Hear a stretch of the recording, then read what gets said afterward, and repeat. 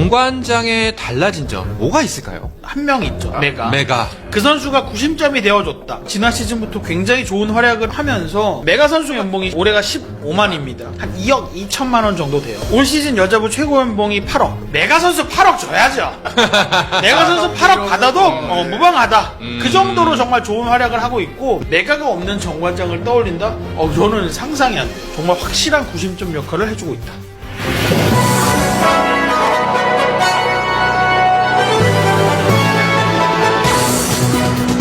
자, 스포츠앤 플러스 배구하는 목요일입니다. 배구 코너의 인기가 점점 올라가고 있습니다. 특히 시크릿 노트의 인기가 뜨거워지고 있는데요. 무려 조회수 10만 회를 넘어섰습니다. 각수 한번 치고 하시죠.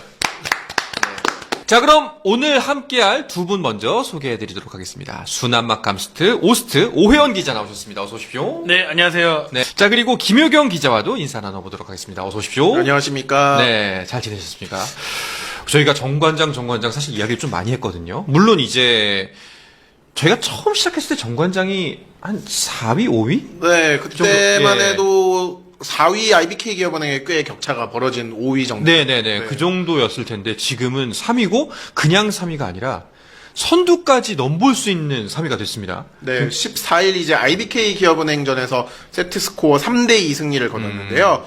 이날 메가 선수가 44점을 올렸어요. 와. 이제 개인 최다 기록을 세웠고요.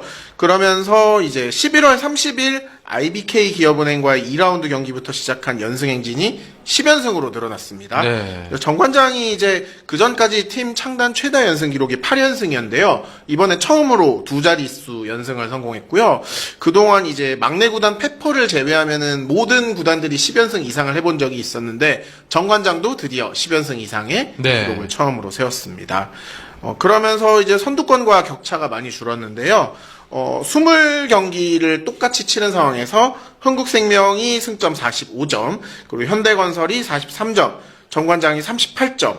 그러니까 이제 4라운드 맞대결에서 정관장이 또 두 팀을 이길 경우에는 정말 이제는 2파전에서 3파전이 되는 그렇죠. 그런 양상이 됐습니다. 네. 진짜 이 파죽지세 정말 폭주기관차처럼 질주하고 있는데, 지난번에 이 고이진 감독이 은근 그 선두 경쟁에도 욕심을 내고 있다, 뭐 이렇게 그런 이야기 했었는데, 현실화되고 있습니다. 네.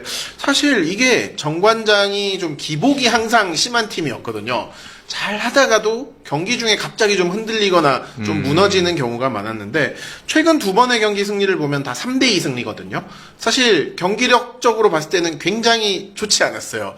선수들이 이겼는데도 표정이 밝지 않았거든요. 네. 이겼는데도 혼나. 쿠키리치 선수 심지어 눈물까지 흘렸어요. 어... 그런데 이런 경기를 결국 이겨냈다. 그래서 승점을 챙겼다. 이런 부분이 사실 좀 정관장이 달라진 부분 그렇죠. 같습니다. 네. 그게 뭐 정관장은 이번 시즌 잘 내주고 있지만 지난 시즌도 또 그 전 시즌도 잘할 수 있는 팀이다라는 평가는 있었습니다. 그런데 이제 주축 선수들이 좀 어리다 보니까 경험이 좀 적고, 거기다가 뭐 고이진 감독도 감독조차 그때는 또 지도자 경험이 또 적었고, 그러다 보니까 이렇게 이길 수 있는 경기인데 결국 고비를 넘지 못하고 무너지고 이런 상황들이 좀 잦았는데, 그런 실수들을 이제는 더 이상 범하지 않으면서 네. 이길 경기 이기고 질 경기까지 이겨버리네? 그런 정관장이 되면서 창단 첫 10연승.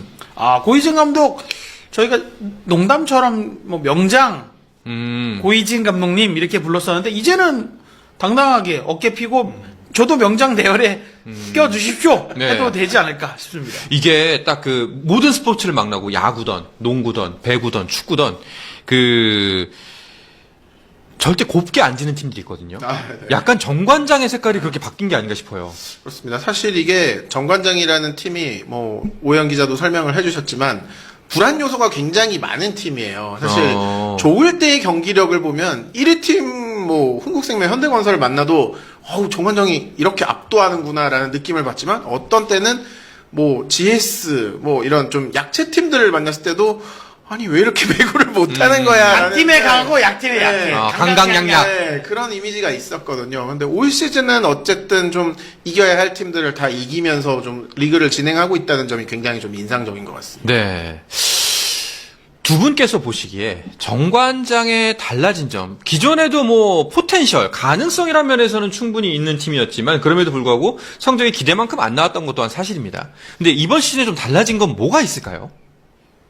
아마 김효경 기자와 저의 생각이 같을 수도 있다라고 생각하는데 저는 일단 지난 시즌부터 정관장 유니폼을 띄고 있는 한 명 있죠. 선수 한 명. 메가. 그 선수가 구심점이 되어줬다. 그러니까 그동안의 정관장은 뭐 베테랑 선수들도 있고 하면서 구심점이 되어줘야 된다라고는 했지만 실질적으로 그 선수들이 코트에서 이렇게 끌고 가는 이 어린 선수들을 같이 끌고 가는 힘이 조금 적었어요. 그러니까 내 역할, 그러니까 1인의 역할, 에이스의 역할을 하지만 이 동료들까지 끌고 가는 역할은 좀 부족했다. 리더의 역할은 하는 선수가 없었는데. 그렇죠. 근데 메가 선수는 아시아 쿼터로 합류해서 사실 그렇게 큰 기대가 없었다고. 그렇죠. 뭐 여자부에서는 아시아 쿼터 그렇죠. 효과를 거의 못 보는 팀들도 있으니까요. 그렇죠. 그랬는데 메가 선수가 지난 시즌부터 굉장히 좋은 활약을 하면서 그러니까 우스갯소리로 그런 얘기가 있어요. 메가 선수가 작년에 연봉이 10만, 네. 그다음에 올해가 15만입니다. 네. 그러니까 이 15만 달러가 지금 환율로 계산해 보니까요. 한 2억 2천만 원 정도 돼요. 네네. 2억 2천만 원이면 지금 V리그에서 뛰고 있는 웬만한 스타급 선수에 한참 못 미칩니다. 그러니까 올 시즌 여자부 최고 연봉이 8억. 네. 김연경, 강소희 선수. 김연경, 강소희 선수 8억이잖아요. 그리고 정관장 최고 연봉이 염혜선 선수입니다. 4억 1천만 원. 네. 근데 메가가 2억 2천이란 말이죠. 메가 선수 8억 줘야죠. 메가 선수 8억 받아도 무방하다. 그 정도로 정말 좋은 활약을 하고 있고 네. 정관장에서 제가 볼 때 실질적으로 만약에 지금 정관장이 이렇게 잘하고 있는데 메가가 없는 정관장을 떠올린다? 저는 상상이 안 돼요. 그 정도로 메가 선수가 정말 확실한 구심점 역할을 해주고 있다. 네. 뭐 여기에는 이견이 없을 것 같습니다. 네. 뭐 여기에 더하면 역시 부키리치 선수겠죠. 사실 지난 방송에서 저희가 말씀드렸지만 부키리치 선수가 원래 포지션은 리시브를 받지 않는 아포지 스파이커였단 말이에요. 그런데 올 시즌 고이진 감독이 트라이아웃에서 부키리치를 선택을 하면서 리시브를 시키겠다라고 예고를 했는데 저희는 그러면 메가가 리시브를 하려나라고 생각했는데 그게 아니라 키가 큰 부키리치에게 리시브를 시켰거든요. 근데 부키리치 선수가 너무나 리시브를 잘해주고 있습니다. 사실 물론 이제 4라운드 들면서 체력적인 부담이 좀 오긴 온 것 같아요. 공격과 수비를 동시에 하는 것이 힘들어하고 있지만 어쨌든 부키리치 선수가 이렇게 수비까지 하면서 공격에 가담해주니까 네. 사실 상대팀 입장에서는 뭐 외국인 선수가 한 명이면 그쪽에 집중을 해서 막으면 되는데 이쪽에는 메가가 있고 이쪽에는 부키리치가 있으니까 사실 상대팀 입장에서는 방어를 하기가 너무 어렵습니다. 그렇네요. 뭐 쌍포가 네.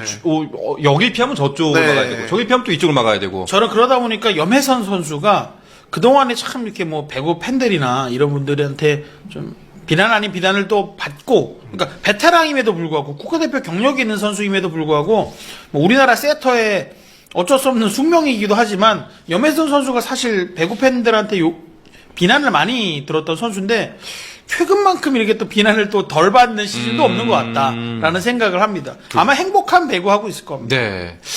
자, 이렇게 중앙에서는 정관장이 점점 치고 올라오고 있고, 그리고 이제 밑에서도 뭐 GS 칼텍스도 연패를 끊었고요. 지금은 누가 붙었을 때, 무조건 일단 이 팀은 1승 거두고 간다. 라는 이야기를 손쉽게 할 수 있는 상황이 아니게 됐어요. 그렇죠.